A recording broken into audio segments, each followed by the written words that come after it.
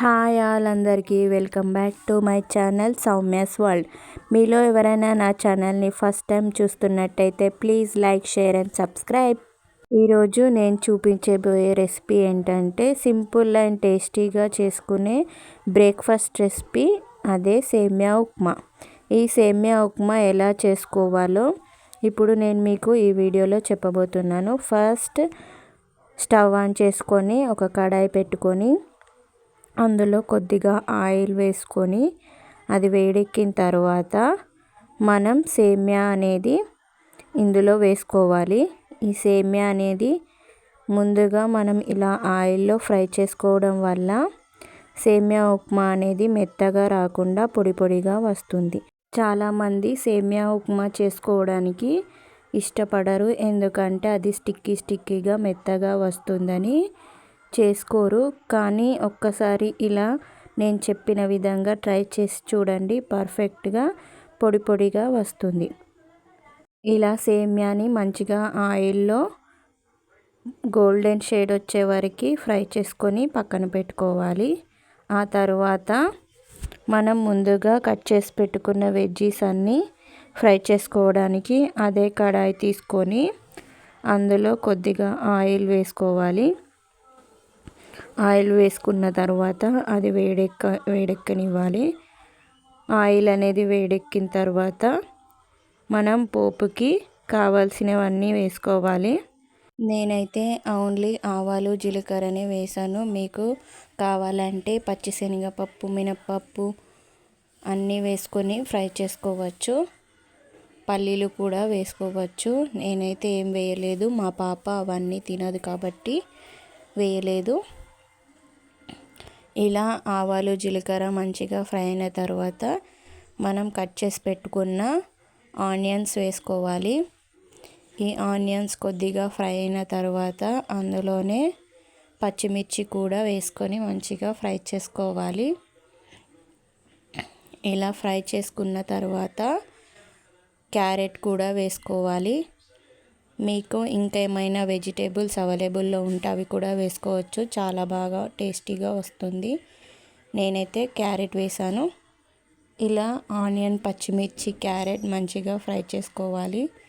ఈ సేమ్యా ఉప్మాని మనం సింపుల్గా చేసుకోవచ్చు కాబట్టి ఇంట్లో ఇడ్లీ, దోశ పిండి ఏది లేనప్పుడు మనకు టక్కుమని గుర్తొచ్చేది ఉప్మా.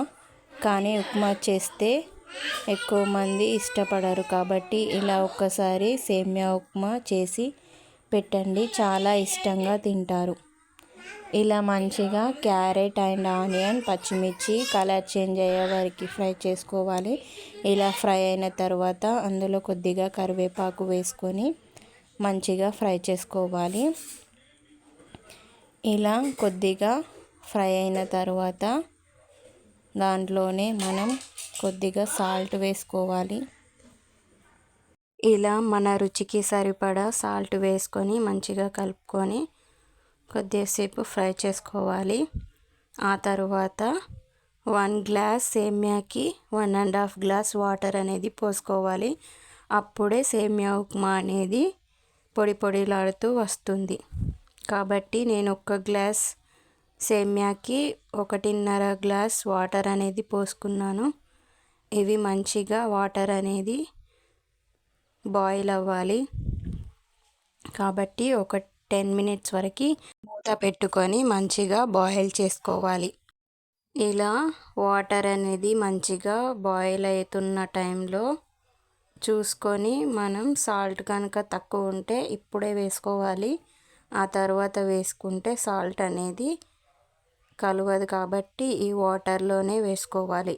ఇలా మంచిగా బాయిల్ అవుతున్నప్పుడు మనం ముందుగా ఆయిల్లో ఫ్రై చేసుకున్న సేమ్యాని ఈ మరుగుతున్న వాటర్లో వేసుకొని మంచిగా కలుపుకోవాలి.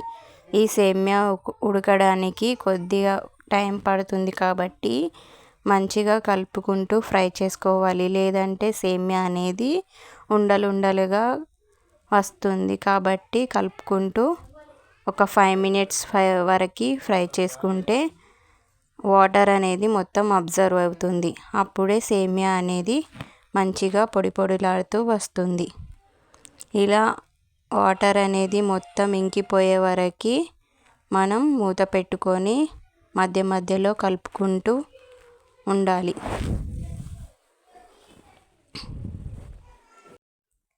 ఇలా వాటర్ అంతా అబ్జర్వ్ అయిన తర్వాత ఫైనల్గా మనం కట్ చేసి పెట్టుకున్న కొత్తిమీర ఆకు వేసుకొని స్టవ్ ఆఫ్ చేసుకోవడమే. అంతే, ఎంతో పొడి పొడిలాడే సేమియా ఉప్మా రెడీ.